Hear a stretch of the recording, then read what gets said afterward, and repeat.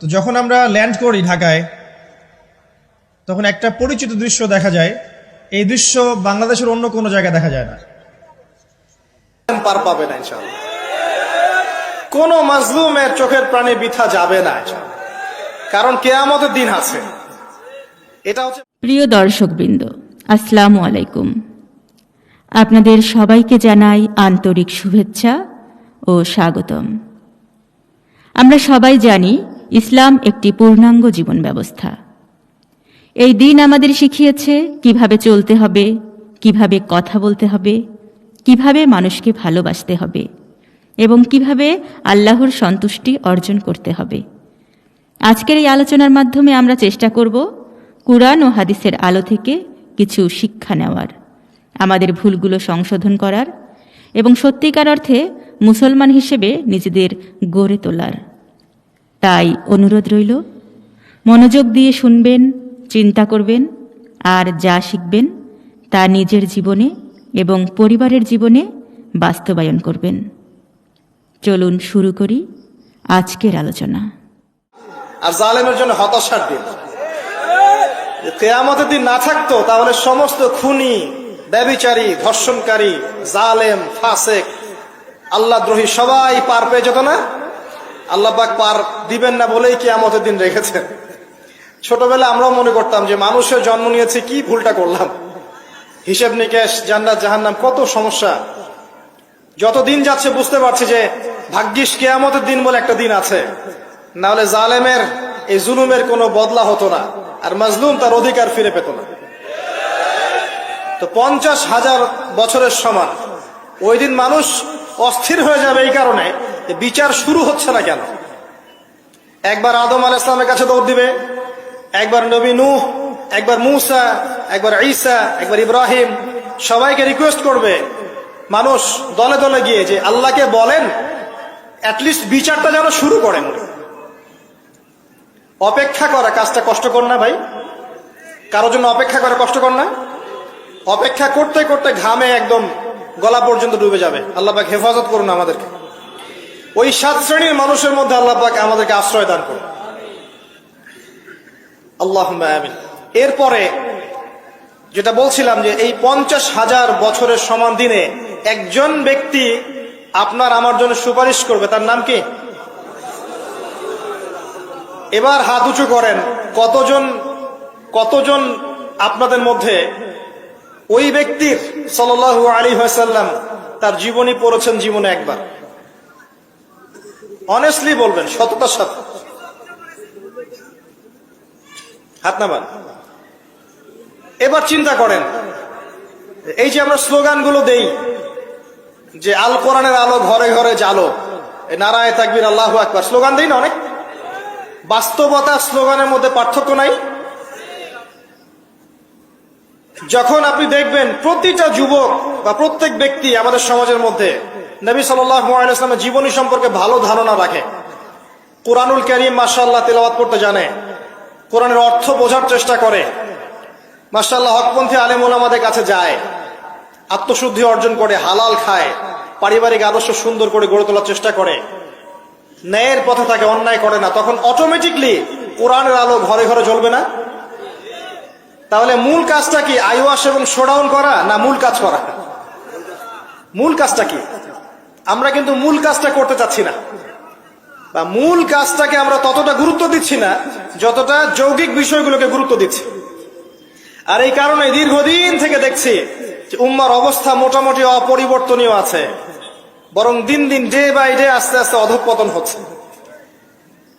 আপনি হয়তো প্রশ্ন করতে পারেন আমার দিকে আঙ্গুল তাক করে, কে বললো আপনাকে অধঃপতন হচ্ছে? আমরা তো দেখছি উন্নতি, অগ্রগতি, অপ্রগতি। আমি বিনয়ের সাথে বলবো আর 10টা থেকে 20টা বছর অপেক্ষা করেন। 5 বছর আগে বিনয়ের সাথে বলেছিলাম যে 10 বছর অপেক্ষা করেন, কাগজের টাকা বলে কিছু থাকবে না। আস্তে আস্তে সোসাইটি ওইদিকে যাবে, এবং এগুলো কোনোটাই অ্যাক্সিডেন্টলি অটোমেটিকলি হচ্ছে না, এর পিছনে একটা মাস্টার মাইন্ড কাজ করছে। পুরো বিশ্বের পিছনে একটা মাস্টার মাইন্ড কাজ করছে। একটা সভ্যতা চাচ্ছে সারা বিশ্বের মানুষ ওর দাস হয়ে থাক, এবং তাদের এক একটা এজেন্ডা আস্তে আস্তে বাস্তবায়িত হচ্ছে। এবং মাশাআল্লাহ আমরাও হালুয়া রুটি এবং সেমাই খাচ্ছি, মাশাআল্লাহ আমরাও খাচ্ছি খোরমা, জিলাপি, হালুয়া, রুটি, সেমাই, এগুলো আমরাও খেয়ে যাচ্ছি মাশাআল্লাহ। আল্লাহ পাক আমাদের হৃদয়ের চোখগুলো যেন খুলে দেন, আল্লাহুম্মা আমিন। ক্যাশলেস সোসাইটি চায় তারা, ক্যাশলেস সোসাইটি, মানে সোসাইটির মধ্যে কোনো ক্যাশ থাকবে না, ডিজিট থাকবে, খালি ডিজিট। খালি কলা কিনবেন, আপনি 40 ডিজিট পাস করে দিবেন। কলাওয়ালা 40 ডিজিট পেল, ওর দরকার এখন ধরেন মাছ, ও 40 ডিজিটের মাছ কিনবে। মাছওয়ালার দরকার মনে করেন চাল, ও 40 ডিজিটের চাল কিনবে। ডিজিট ঘুরবে, খালি সংখ্যা খালি ঘুরতে থাকবে হাত থেকে হাত। এমন একটা মানি আপনাদেরকে দিবে, এমন একটা মুদ্রা দিবে আপনাদেরকে, যে মুদ্রা ধরতেও পারবেন না, পকেটেও রাখতে পারবেন না। এখন তো ধরতে পারেন, পকেটে রাখতে পারেন, একটা সময় আসবে মুদ্রা ধরতেও পারবেন না, পকেটেও রাখতে পারবেন না। এবং এগুলোর মান তারা নিয়ন্ত্রণ করবে। যখন দেখবে যে আপনার মধ্যে তাওহীদ বেশি আছে, ইসলামের চেতনা বেশি আছে, দ্বীনের ফিকির বেশি, ইসলাম ইসলাম করছেন, আপনার মান কমে যাবে টাকা। যদি দেখে আপনার মধ্যে দাসত্ব আছে, ওরা যা বলছে আপনি সামিআনা ওয়া আতা'না বলছেন, ইয়েস স্যার ইয়েস স্যার করছেন, আপনি উন্নতি, অগ্রগতি, প্রগতি পাবেন। হ্যাঁ, যারা এগুলো লঞ্চ করছে তারা আবার তাদের সম্পত্তিগুলোকে গোল্ড এবং সিলভারে কনভার্ট করছে অলরেডি। দেখেন বড় বড় ওদের ব্যাংকগুলোকে দেখেন, সব গোল্ড এবং সিলভারে কনভার্ট করছে। ওই ইসরায়েলের দিকে তাকিয়ে দেখেন, ও তার সমস্ত সম্পত্তিগুলোকে, বেশিরভাগ সম্পত্তিগুলোকেই সাস্টেইনেবল গোল্ডে কনভার্ট করছে। ও আমাদের মতো বোকা নয়। শোনেন কেমন বোকা নয়, বিগত 70 বছরে মুসলিমদের নাকের ডগার উপরে বসে 4টা যুদ্ধে মুসলিমদেরকে পরাজিত করে দিয়েছে ইসরায়েল।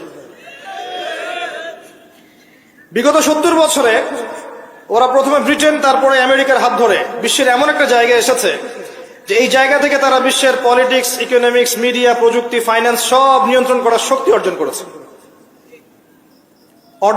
অলরেডি। আপনি ভাবছেন করবে? অনেকে মনে করে এটা ভবিষ্যৎ বক্তা মনে হয়। আমি বলছি যে বর্তমান সম্পর্কে আপনি খবর রাখেন না বলেই বর্তমানকে আপনার ভবিষ্যৎ মনে হচ্ছে। এটা বর্তমান, এটা ভবিষ্যৎ না। ভবিষ্যতে তো সে সারা বিশ্বকে রুল করবে ইনশাআল্লাহ তাআলা। না হলে তো সে মাসিহুদ দাজ্জালের ফলোয়ারই হতে পারবে না। আর দাজ্জাল তো সারা বিশ্বকে শাসন করবে এবং তাকে ফলো করবে জিউসরাই। তবে হ্যাঁ, এটা আমরা জানি কোরআন এবং হাদিস থেকে আলহামদুলিল্লাহ, যে ওদের এই দমন, পীড়ন, জুলুম এবং শাসনটা চিরস্থায়ী হবে না ইনশাআল্লাহ। এটা একটা সাময়িক সময় জুড়ে থাকবে, এরপরে আল্লাহ পাক পৃথিবী থেকে এটাকে সরিয়ে দিবেন ইনশাআল্লাহ। কিভাবে সরাবেন? ওই যে লোহিত সাগরে আল্লাহ পাক যেমন করে বনু ইসরায়েলকে ধাওয়া করছিল ফেরাউনের বাহিনী, মনে আছে? লোহিত সাগরে আল্লাহ পাক ফেরাউনের বাহিনীকে একত্রিত করেছেন, ডুবিয়ে দিয়েছেন, দেন নাই? আল্লাহ পাক সেম সুন্নাহ অ্যাপ্লাই করেছেন প্যালেস্টাইনের ক্ষেত্রে। আল্লাহ পাক সমস্ত জালেমদেরকে ওখানে একত্রিত করেছেন ধ্বংস করার জন্য।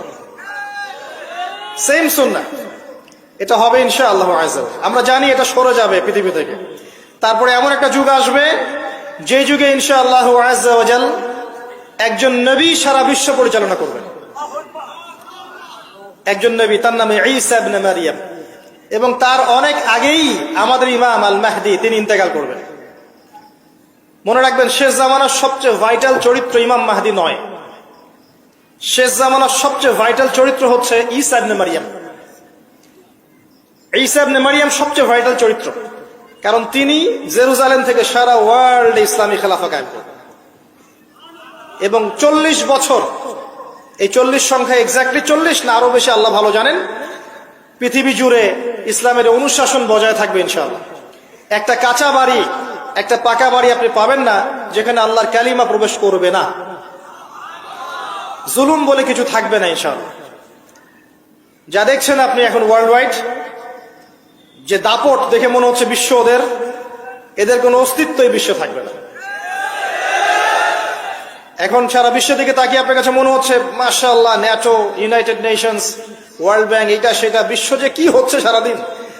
শুক্র গ্রহ আমার, একজন বলছে না শুক্র গ্রহ আমার, একজন মিসাইল তৈরি করছে, আর একজন প্রতিরক্ষা ব্যবস্থা করছে। ওয়ার্ল্ড অ্যাফেয়ার্স পড়লে মনে হয় যে ওয়ার্ল্ডটা এদেরই। কিন্তু আল্লাহ রাসূল সাল্লাল্লাহু আলাইহি ওয়াসাল্লাম বলছেন যে বিশ্বটা আস্তে আস্তে আস্তে আস্তে তার ধ্বংসের দিকে যাচ্ছে। এইটা চিরস্থায়ী হবে না, এবং একে অপরের সাথে কলিউশন করে এরা শেষ হয়ে যাবে। মুসলিমদের উপর দমন পীড়ন যেমন বাড়বে, ঠিক একইভাবে আল্লাহ রাব্বুল আলামিন মুহাম্মদ সাল্লাল্লাহু আলাইহি ওয়াসাল্লামের বংশধরদের মধ্য থেকে একজন ইমামকে বের করে নিয়ে আসবেন। তিনি ইনশাআল্লাহ আযজা ওয়া জাল্লা মুসলিমদেরকে নিয়ে এই জুলুমের বিরুদ্ধে দাঁড়িয়ে যাবেন।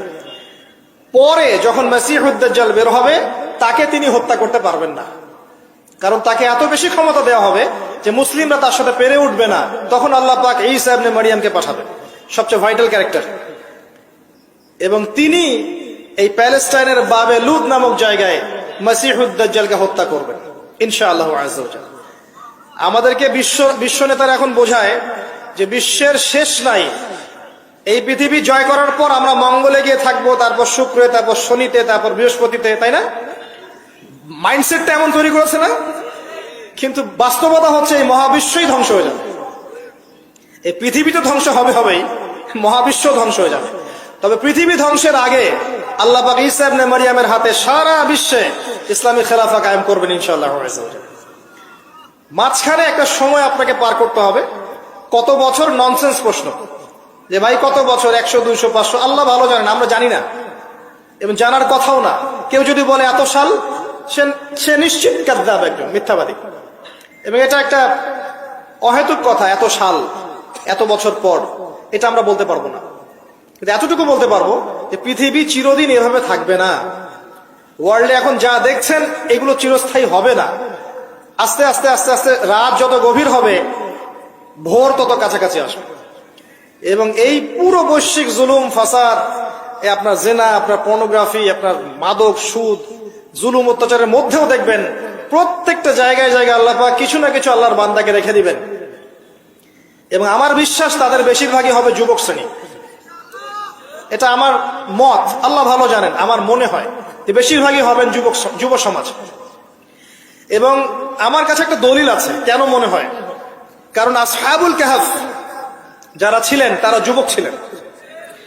প্রত্যেক যুগে যুগে আসহাবুল কাহফ থাকবেন ইনশাআল্লাহ তাআলা। তাদের হাতেই আল্লাহ পাক ইনশাআল্লাহ তাআলা এই দিনটাকে আমানত হিসেবে রাখবেন। উলামায়ে কেরাম তাদেরকে এগিয়ে নিয়ে যাবে। আস্তে আস্তে দেখবেন পরবর্তী জেনারেশনের পতাকা তারা বহন করবে ইনশাআল্লাহ। এখন যে কথাগুলো বলতে এতগুলো কথা বললাম, যে যখন আল্লাহ পাক মহাবিশ্ব সৃষ্টি করেছেন 6 দিনে, তখন মানুষের কোনো অস্তিত্ব ছিল না। ছিল? কোনো অস্তিত্ব ছিল না, মানুষের অস্তিত্বই ছিল না। সূরা দাহর পড়েন 1 নম্বর আয়াত, আল্লাহ পাক বলছেন হাল আতা আলাল ইনসান হিনুম মিনাদ দাহরি লাম ইয়াকুন শাইআন মাযকুরা। মানুষের উপর একটা সময় চলে গেছে যখন মানুষ কোনো আলোচ্য বিষয় ছিল না। এখন সারা ওয়ার্ল্ডের দিকে তাকালে মনে হয় যে মানুষই সবকিছু, তাই না? অথচ মানুষের বাইরে যে একটা জাতি আছে, জিন জাতি, এটাকে বিশ্বাসই করে না মানুষ। মানুষের আশপাশে ঘুরছে ফেরেশতারা, মানুষ বিশ্বাসই করে না। আল্লাহ পাক আছেন আরশে আজিমে, তার উপরে, মানুষ বিশ্বাসই করে না যে আল্লাহ বলে কেউ আছে। মানুষ মনে করে বিগ ব্যাং থেকে সব সৃষ্টি হয়েছে। হ্যাঁ, অনেক মানুষ মনে করে যে আল্লাহ বলতে কেউ নাই, সবকিছু বিগ ব্যাং থেকে সৃষ্টি হয়েছে। অথচ আল্লাহ পাক কোরআনে বলেছেন আওয়ালাম ইয়ারাল্লাযীনা কাফারু, সূরা আম্বিয়া 30 নম্বর আয়াত, আন্নাস সামাওয়াতি ওয়াল আরদা কানাতা রাতকান ফাফাতাকনাহুমা। কাফেররা কি লক্ষ্য করে দেখে না এই মহাবিশ্ব এবং পৃথিবী একটা বিন্দুর মধ্যে ছিল, আমি এটাকে পৃথক করে দিয়েছি, পার্থক্য করে দিয়েছি। ওয়াজআলনা মিনাল মাই কুল্লা শাইইন হাই, প্রত্যেক জীবন্ত প্রাণীকে সৃষ্টি করেছি পানি দ্বারা। আফালা ইউমিনুন, এরপরেও কি তারা বিশ্বাস করবে না? যারা সায়েন্সের ছাত্র, নিউক্লিয়াস সম্পর্কে পড়ে দেখেন, সাইটোপ্লাজম সম্পর্কে পড়ে দেখেন, ওখানে কতটুকু পানি আছে, কত অংশ পানি আছে। আল কোরআন বৈজ্ঞানিক, সম্পূর্ণ বৈজ্ঞানিক, কিন্তু বিজ্ঞান কোরআনিক হতেই হবে জরুরি না। বিজ্ঞানের কোনটা সত্য কোনটা মিথ্যা এটা কোরআন দিয়ে মানদণ্ড হিসেবে যাচাই করা যাবে। কোরআনের কোনটা সত্য কোনটা মিথ্যা এটা বিজ্ঞান দিয়ে যাচাই করা যাবে না। আল্লাহ পাক সৃষ্টি করেছেন, এরপরে মানুষকে সৃষ্টি করে একা ছেড়ে দেননি।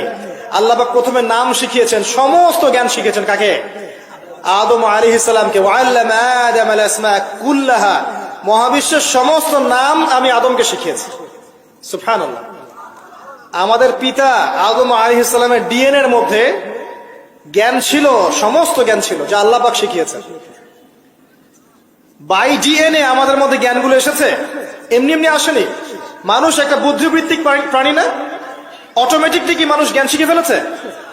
আল্লাহ এই জ্ঞান আদম আলাইহিস সালামকে শিখিয়েছেন, তার বংশধরদের মধ্যে জ্ঞান ছড়িয়ে পড়েছে। এরপর আল্লাহ পাক জান্নাতে রেখেছেন, শর্ত দিয়েছেন কি? ওয়ালা তাকরাবু ওয়ালা তাকরাবা হাযিহিশ শাজারা, তোমরা দুজন এই গাছের কাছে যাবে না। পরীক্ষা, গাছটার নাম কি? এটা হচ্ছে ওই প্রশ্নের মতো ঈসা আলাইহিস সালাম কবে আসবেন। গাছটার নাম কি? এটা ওই প্রশ্নের মতো যে দাজ্জালের আসল নাম কি হবে, ইমাম মাহদী কত সালে আসবেন। এগুলো ওই প্রশ্নের মতো যে ওই গাছটার নাম কি ছিল। প্রয়োজন নাই গাছের নামের আমার। গাছটা ছিল একটা টেস্ট, পরীক্ষা। গাছের কাছেও যেও না। চলে গেলেন, কার প্ররোচনা চলে গেলেন? ইবলিস। তার নাম কি? ইবলিস। আচ্ছা, ইবলিস আমল করতো না? ইবলিস ফেরেশতাদের সর্দার ছিল না? কি কারণে আল্লাহ পাক তাকে বহিষ্কার করলেন? অহংকার, রাইট। আবা ওয়াস্তাকবারা, সিজদা করি নাই। খলাকতানি মিন নার ওয়া খলাকতাহু মিন তিন, আমাকে সৃষ্টি করেছেন কি দিয়ে?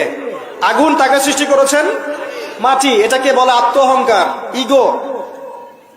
মনে রাখবেন, আপনার যত বড় সার্টিফিকেট থাকুক, কেমব্রিজ থেকে, অক্সফোর্ড থেকে, হার্ভার্ড থেকে বা দারুল উলুম থেকেই, যদি আপনার কাছে অনেক বড় বড় সার্টিফিকেট থাকে কিন্তু মনের মধ্যে অহংকার থাকে, আপনার মনের মধ্যে নূর আসবে না। যদি আসতো তাহলে ইবলিসের মনে আসতো।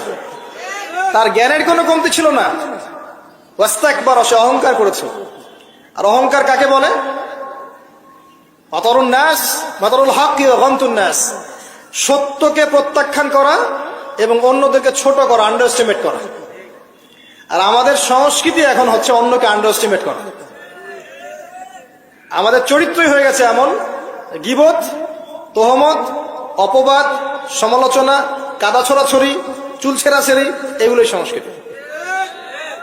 যতক্ষণ আমরা এই কাজগুলো করতে থাকি ততক্ষণ ওই যে ইসরায়েল, সে আরো 10টা মিসাইল বানিয়ে ফেলে। এই জন্যই বলি যে আমরা মাঝে মাঝে জিলাপি খাই, খোরমা খাই। তো যখন আমরা ল্যান্ড করি ঢাকায়, তখন একটা পরিচিত দৃশ্য দেখা যায়। এই দৃশ্য বাংলাদেশের অন্য কোনো জায়গায় দেখা যায় না। সেটা হলো বাক্সে বাক্সে বন্দি জীবন। উঁচু উঁচু কিছু ইমারত দেখা যায়, ইট কাঠ পাথরের কিছু ইমারত, ছোট ছোট বাক্সের মতো, আকাশ থেকে বাক্সের মতো লাগে দেখতে।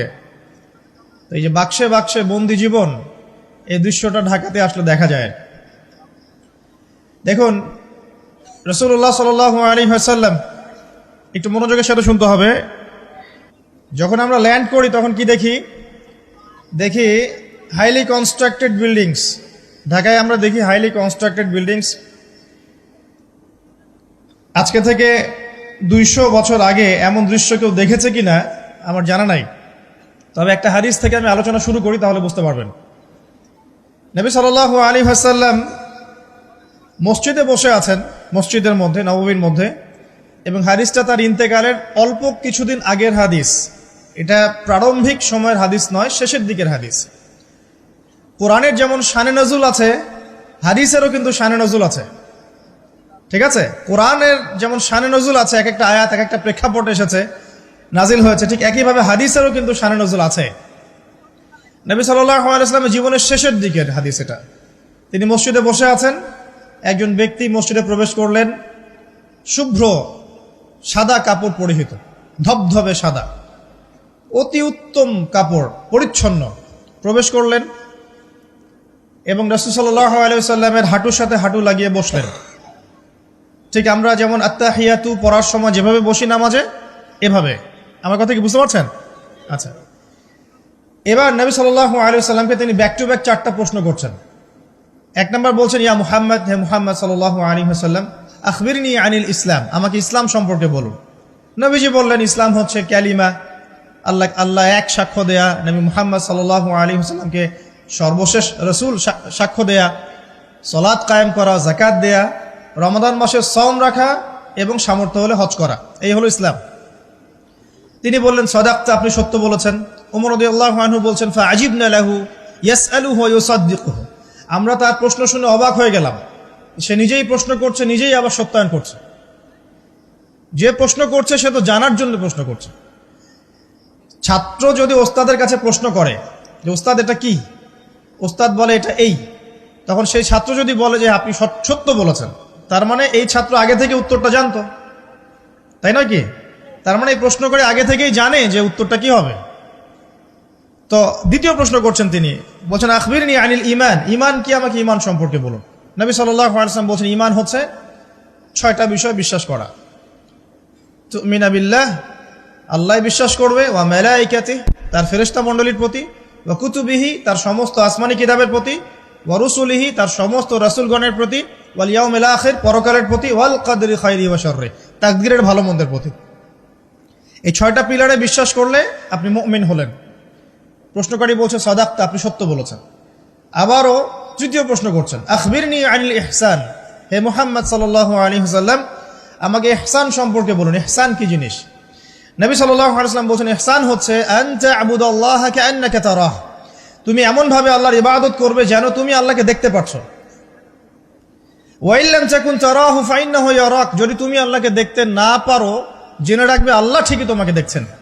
এই আল্লাহ কনসিয়াসনেসের নাম হচ্ছে ইহসান। কি নাম? ইহসান। ইসলামের ভিত্তি পেলাম 5টা, ইমানের কয়টা পেলাম? 6টা।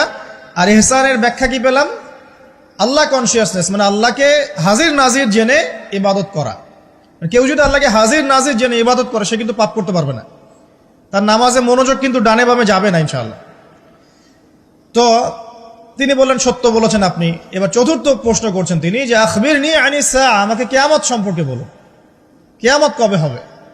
তখন নবী সাল্লাল্লাহু আলাইহি ওয়াসাল্লাম বলছেন মাল মাসউলু আনহা বিআ'লামা মিনাস সাইল, এই বিষয়ে প্রশ্নকারীর চেয়ে উত্তরদাতার জ্ঞান বেশি নয়। এই বিষয়ে প্রশ্নকারীর চাইতে উত্তরদাতার জ্ঞান বেশি নয়, মানে কেউই জানে না কিয়ামত এক্স্যাক্টলি কবে হবে। তখন প্রশ্নকারী থেমে যাচ্ছেন না, প্রশ্নকারী আবার প্রশ্ন করছেন 5 নম্বর প্রশ্ন যে ফাখবিরনি আন আমারাতিহা, তাহলে আমাকে কিছু আলামত বলেন কিয়ামতে, কিয়ামতে কিছু আলামত বলেন। নবী সাল্লাল্লাহু আলাইহি ওয়াসাল্লাম অনেক আলামত বলতে পারতেন কিন্তু, এবং তিনি বলেছেনও, সারা জীবনে তিনি অসংখ্য আলামত বলেছেন। এবং আলামতগুলোকে 2 ভাগে ভাগ করা যায়, এগুলো বড় এবং কিছুগুলো হচ্ছে ছোট। যদিও বা সবগুলোই আলামত, তবে এটা হচ্ছে ফিকহের বিষয়, উসুলের বিষয়ের মধ্যে আমরা নিয়ে আসতে পারি যে বড় ছোট ভাগ করা যাচ্ছে, আলেম ওলামারা ভাগ করছেন। যাই হোক, 10টা বড় বড় আলামতের কথা বলা হয়েছে। এই 10টা না আসা পর্যন্ত কিয়ামত হবে না।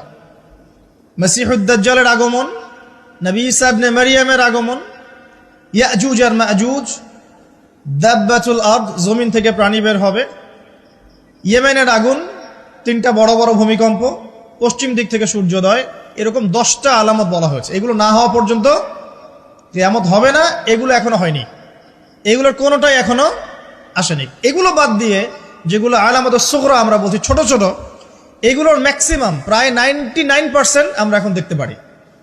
তবে দেখার জন্য চোখ লাগবে, আর চোখ বলতে শুধু বাইরের চোখকে বোঝাচ্ছি না, হৃদয়ের কলবের কি লাগবে? চোখ লাগবে। আমি আপনার কলবের চোখ দিয়ে আপনাকে শহরটাকে চেনাচ্ছি। আপনার এই হাদিসে নবী সাল্লাল্লাহু আলাইহি ওয়াসাল্লাম অনেকগুলো আলামত না বলে মাত্র 2টো আলামত বলেছেন। কয়টা? মাত্র 2টো। আমি বলছি জীবনের শেষের দিকের হাদিস, শেষ সময় তো আমরা বেশি নসিহত করতে যাবো, তাই না? মনে করেন আপনার পিতা মৃত্যুশয্যায়, আল্লাহ না করুক, এখন তিনি আপনাকে ওসিয়ত করছেন যে বাবা এইটা করবা, এইটা করবা না, মায়ের যত্ন নিও, বোনদের যত্ন নিও, ইত্যাদি ইত্যাদি। তখন তার ওসিয়তগুলোকে আপনি কত গুরুত্বের সাথে গ্রহণ করবেন, এবং সেই সময় যত ইম্পর্টেন্ট কথা থাকবে সেগুলোই তো মানুষ বলবে, তাই নয় কি? সবচেয়ে ইম্পর্টেন্ট কথাগুলোই মানুষ বলবে। তো নবী সাল্লাল্লাহু আলাইহি ওয়াসাল্লাম এদিকে এসে মাত্র 2টো সাইনের কথা বলছেন। তার মধ্যে একটা হচ্ছে, ভালো করে শোনেন, তার মধ্যে একটা হচ্ছে আনতালিদাল আমাতু রাব্বাতুহা, যখন তুমি দেখবে, প্রশ্নকারীকে বলছে, যখন তুমি দেখবে যে দাসী তার মনিবকে জন্ম দিচ্ছে, দাসী তার মনিবকে জন্ম দিচ্ছে, মানে দাসী কিভাবে মনিবকে জন্ম দিতে পারে? দাসী কি মনিবকে জন্ম দিতে পারে? উত্তর, এখানে 3টা ব্যাখ্যা হতে পারে। কয়টা ব্যাখ্যা? 3টা। এছাড়াও আরো ব্যাখ্যা হতে পারে, হয়তো আল্লাহ পাক সেটা আমাদের জেহেনে হয়তো এখনো দেন নাই। হয়তো এমন কেউ আসবে পরবর্তী জেনারেশন, তারা হয়তো আরো ব্যাখ্যা করতে পারবে। তবে তিনটা ব্যাখ্যা এখন পাওয়া যায়। এক নাম্বার, দাসী তার মনিবকে জন্ম দিবে অর্থ হচ্ছে পিতা মাতার সাথে দাস দাসীর মতো আচরণ করা হবে। এবং এটাও কিন্তু কিয়ামতের আগের একটা বড় নিদর্শন যে পিতা মাতার সাথে দাস দাসীর মতো আচরণ করা হবে। এবং যেটা এখন হচ্ছে, আমরা দেখছি পিতা মাতার অধিকার তারা পাচ্ছে না, সন্তানদের হাতে নির্যাতনের শিকার হচ্ছে, বৃদ্ধাশ্রমে থাকতে হচ্ছে। সারা জীবন যে সন্তানকে বড় করলো, আজকে সেই সন্তান তার ওই যে কাফনের টাকা পর্যন্ত দিতে যাচ্ছে না, মারা গেছে লাশটা পর্যন্ত নিতে আসে না, এমন হচ্ছে না? এবং বস্তুবাদী শহরগুলোতে তো এটা বেশি। আর আমাদের শহরটা বস্তুবাদী না? তো আমাদের শহরে মানুষ বস্তুবাদী না? মানুষ বস্তুবাদী, কেউ অন্যের দিকে তাকানোর সময় নাই। এটা বোঝার জন্য আপনাকে ফ্লাইওভারে উঠতে হবে। ফ্লাইওভারে উঠে দাঁড়িয়ে থাকেন, দেখেন মানুষ ছুটছে নিজের চরকায় তেল দেওয়ার জন্য, কারো দিকে তাকানোর সময় নাই। এই সকাল থেকে শুরু হয়, রাত একদম 3টা-4টা পর্যন্ত এটা চলছে, সারাদিন 24/7। উদ্দেশ্য কি? দুনিয়া। অল্প কিছু মানুষের বাইরে আছে যাদের উদ্দেশ্য আখেরাত, বেশিরভাগের উদ্দেশ্য কি? দুনিয়া। বাড়ি, গাড়ি, টাকা, জমি জমা, স্ট্যাটাস, দ্যাটস অল। মানে মানুষের এই কনসেপ্টটাকে বলা হয় মেটেরিয়ালিজম। কি বলে? মেটেরিয়ালিজম মানে বস্তুবাদিতা। কি বলে? কথা বলেন। বস্তুবাদিতা। এই বস্তুবাদী সভ্যতা কারা ছিল? ওই যে পশ্চিমারা, ইউরোপিয়ান সিভিলাইজেশন, এরা সবাইকে বস্তুবাদিতা শিখিয়েছে। মুমিনের চিন্তা থাকে পরকাল কেন্দ্রিক, যে কাজে পরকালের স্বার্থ আছে আমি সেই কাজ করব, যেই কাজে পরকালের স্বার্থ নেই আমি করব না। এটা মুমিনের চিন্তা। আর কাফের মুশরিক, বেদিন, ফাসেক, মুনাফিকদের চিন্তা হচ্ছে যেখানে দুনিয়ার স্বার্থ ওখানে থাকবো, দুনিয়ার স্বার্থ নাই থাকবো না। এই যে দুনিয়ার স্বার্থে মানুষের সারাটা জীবন ক্ষয় করে দেয়া, এর নাম বস্তুবাদিতা, মেটেরিয়ালিজম বলে এটাকে। যাই হোক, আমাদের শহরের বেশিরভাগ মানুষ কি বস্তুবাদী না? এখন সবাই দেখবেন, আমি বুঝাচ্ছি, আমি যতটা পারছি সহজ করার চেষ্টা করছি। ম্যাক্সিমাম আমাদের শহরের মানুষ এখন বস্তুবাদী। সবার চিন্তা একটাই, দুনিয়া, দুনিয়া আর দুনিয়া। যে দুনিয়া সম্পর্কে নবী সাল্লাল্লাহু আলাইহি ওয়াসাল্লাম বলেছেন, একটু শোনেন। যে মনে করেন এটা একটা মহাসাগর, নবী সাল্লাল্লাহু আলাইহি ওয়াসাল্লাম বলছেন এখানে একটা আঙ্গুল ঢুকিয়ে দাও, দিয়ে বের করো। এই আঙ্গুলে যতটুকু পানি আছে এটা দুনিয়া, আর এই পুরো মহাসাগরে যত পানি আছে এটা পরকাল। একদিন সাহাবীদেরকে নিয়ে নবী যাচ্ছেন সাল্লাল্লাহু আলাইহি ওয়াসাল্লাম, একটা মৃত গাধা বা বকরির বাচ্চা পড়ে আছে, মৃত গাধা বকরির বাচ্চা। সাহাবীদেরকে বলছেন, হে আমার সাহাবীরা, তোমরা কি এই বকরির বাচ্চাটাকে 1 দিরহামের বিনিময়ে কিনতে চাও? কিসের বিনিময়ে? 1 দিরহাম। দিরহাম কি জিনিস সেটা পরে বোঝাবো এখন ইনশাআল্লাহ, ওইগুলো এখন বুঝবেন না। দিরহাম কি জিনিস ওটা পরে বুঝবেন। দিরহাম থাকলে আর রিজার্ভ কমতো না। দিরহাম থাকতো যদি, কোনো কান্ট্রি রিজার্ভ আর কমতো না। রিজার্ভ কমে ডলারের ভিত্তিতে, আর ডলার হচ্ছে এখন সারা ওয়ার্ল্ডের ডমিনেটিং কারেন্সি, ওটাকে হার্ড কারেন্সি বলে। মানে আপনি তেল কিনতে চান, 1 কোটি টাকা ব্রিফকেসে নিয়ে আমাদের আবু ধাবিতে চলে যান, গিয়ে শেখদেরকে বলেন যে আমাকে 1 কোটি টাকার তেল দেন, 1 ফোঁটাও তেল দিবেন আপনাকে, দিবে না। যতক্ষণ আপনি ওই টাকাটাকে ডলারে কনভার্ট করবেন তারপর দিবেন, আপনাকে তখন সুন্দর মতো তেল দিবে। এই dollar petrol, dollar petrol, petrol ছাড়া ডলারের এক্সচেঞ্জ নাই। এটা হচ্ছে পেট্রো ডলার মনিটরিং সিস্টেম। এবং এটা নিয়ে কথা বললে আবার এক শ্রেণীর ঘুমটাওয়ালা শায়েখ আছে, বলবে খারেজি হয়ে গেছে। যাই হোক, এটা একটা জুলুম। কিরকম জুলুম? যে আপনি আপনার ইকোনমিক পুরো ব্যালেন্সটাকে ডলারের মানদণ্ডে যাচাই করতে হবে। আপনি যতই সমৃদ্ধশালী হন না কেন, আপনি ওই হার্ড কারেন্সিকে টেক্কা দিতে পারবেন না। আপনার কাছে গোল্ড আছে, মনে করেন সোনা, এখন সোনাটাকে আপনি যে ভাঙাবেন, ভাঙিয়ে যে মানে কান্ট্রির অন্যান্য ডেভেলপমেন্টের কাজে লাগাবেন, তার জন্য ডলারের সিঁড়ি পার হয়ে যেতে হবে আপনাকে। অথচ এই দিনার এবং দিরহাম রাসূল সাল্লাল্লাহু আলাইহি ওয়াসাল্লামের যুগের কারেন্সি ছিল, দিনার দিরহাম, যার ইন্ট্রিনসিক ভ্যালু বা অন্তর্নিহিত মান কখনো কমে যাবে না। দেখাচ্ছি, দাঁড়ান, আমি এমনি এমনি কোনো কথা বলি না। আসহাবুল কাহফ কত বছর ঘুমিয়েছিলেন বলেন? 309 বছর। 309 বছর। পকেটের মধ্যে কিছু কয়েন ছিল, সোনার আর রূপার কয়েন। এই এলাকা ছেড়ে চলে গেছে, গুহার মধ্যে ঘুমিয়েছে, রাত কাটাবে, আল্লাহ পাক ঘুম পাড়িয়ে রেখেছেন 309 বছর। 309 বছর ঘুম থেকে ওঠার পর তারা বলছে, কেম লাবিস্তুম, তোমরা কতদিন ঘুমিয়েছো? একজন বলছে লাবিস না ইয়াওমান আও বা'দা ইয়াওম, একদিন ঘুমিয়েছি বা একদিনের কিছু অংশ ঘুমিয়েছি। ঠিক আছে, ঘুম থেকে উঠেছে, এখন ক্ষুধার্ত আমরা, যাও এই মুদ্রাগুলো নিয়ে বাজারে যাও, বাজারে গিয়ে দেখো ফালইয়ানজুর আইয়ুহা আসকাতু আমা, খেয়াল করে দেখো কোন খাবারটা উত্তম পবিত্র, ওটা নিয়ে আসো। তো 309 বছর একটা মুদ্রা নিয়ে ঘুমানোর পরেও মুদ্রার মান কমে যায়নি। ওই টাকা দিয়ে ঠিকই রুটি কেনা গেছে। কারণ আপনি আপনার কারেন্সিগুলো নিয়ে 309 বছর ঘুমানো লাগবে না, আপনি 10 বছর ঘুমান। 10 লাখ টাকা নিয়ে 10 বছর ঘুমান। 10 লাখ টাকার মান যদি 9 লাখ টাকায় না নেমে আনছে, তাহলে আমি নাম বদলাই ফেলাবো। এখন 1 লাখ দাঁড়ান, ঠিক ঠিক বলেন না, দাঁড়ান, বোঝেন আগে। এখন এই যে 1 লাখ টাকার মানটা হারালেন আপনি, 1 লাখ টাকার মানটা আপনি হারিয়ে ফেললেন, তো ওই 1 লাখ টাকা আর্ন করার জন্য আপনাকে শ্রম দিতে হয়নি? আপনার মাথার ঘাম পায়ে ফেলতে হয়েছে না? তাহলে আপনার শ্রমটা গেল কোথায়? তাহলে কেউ আপনার শ্রমটা লুটে পুটে খেয়ে ফেললো। যেহেতু আপনার কারেন্সির মানটা ডলার বেসড, এই কারণে ওই মনিটরিং সিস্টেম যারা চালায় ওরা আপনার এভাবে করে শ্রমটাকে সিজ করে ফেলে দিবে। আর আমি যদি আপনাকে আমার ফার্মে কাজ করিয়ে সারাদিন কাজ করানোর পরে আপনাকে কোনো পারিশ্রমিক না দেই, শ্রমের কোনো মূল্য না দেই, আপনি আমাকে জালেম বলবেন না? বলবেন কি না? ঠিক এই কারণে আমরা বলছি এই মনিটরিং সিস্টেমটাই জুলুম। আর নবীজি বলছে দিনারের কথা বলছেন, দিরহামের কথা বলছেন। এটা যদি আপনার পকেটে থাকতো 309 বছর কেন, 1000 বছর পর উঠলে ওটার মান সেটাই থাকবে, কমতো না। এই হলো ইসলামিক কারেন্সি। এটা নিয়ে কথা বললে আবার এক শ্রেণীর ঘুমটাওয়ালা শায়েখ আছে, কিছু সত্য কথা ওরা হজম করতে পারে না। তখন দেখা যায় যে একটা ফতোয়া দিবে, এ খারেজি হয়ে গেছে, ফাইজলামি পাইছে আর কি। কে খারেজি একটু বলে নেই। খারেজি আকীদাটা কি আসলে? খারেজি আকীদা হচ্ছে কোনো ব্যক্তি যদি অন্য কোনো মুসলমানকে যদি কবিরা গুনাহ করার কারণে কাফের মনে করে। কথা বোঝেন? আপনি সুদ খেয়েছেন বা ঘুষ খেয়েছেন বা জেনা করেছেন, এগুলো কবিরা গুনাহ। এখন আমি যদি বলি যে সুদ ঘুষ জেনা করার কারণে আপনি কাফের হয়ে গেছেন, আপনাকে হত্যা করা জায়েজ, তাহলে আমি খারেজি। বুঝতে পারছেন কথা? কিন্তু আমি কি কখনো এরকম কোনো কথা বলেছি? এই যে মনিটরিং সিস্টেম নিয়ে কথা বললাম, এর সাথে কবিরা গুনার কি সম্পর্ক আর খাওয়ারিজমের কি সম্পর্ক? আবার কোনো কোনো ক্ষেত্রে দেখা যায় যে পলিটিক্যাল সমালোচনা করলে খারাজি টাইটেল দিয়ে দিবে। ওই যে বললাম, আমাদের শেখদের কাছে যান মিডল ইস্টের, গিয়ে আপনি দেন, টাকা দেন, তেল দিবে না, ডলার না দিলে বলবে এই যে এন্টি মিডল ইস্ট কথা বলেছে, অতএব সে খারিজ হয়ে গেছে। আমি আপনাকে একটা এক্সাম্পল দিই, শোনেন, বোঝেন কথাগুলো, বোঝেন। ইয়াজিদের নাম শুনেছেন? ইয়াজিদ ভালো শাসক ছিল না খারাপ শাসক ছিল?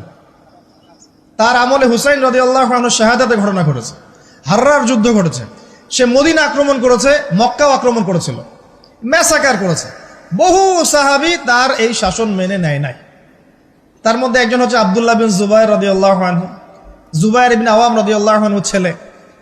তার অনুসারী অনেক সাহাবী ছিলেন। আর আমাকে বলেন, ইয়াজিদ যখন মক্কা মদিনা আক্রমণ করছিল বা তার সেনাবাহিনীরা যখন ইমাম হুসাইনকে কারবালার প্রান্তরে শাহাদত দিচ্ছে বা আক্রমণ করছে তার সপরিবারে, এখন যে সাহাবীরা তার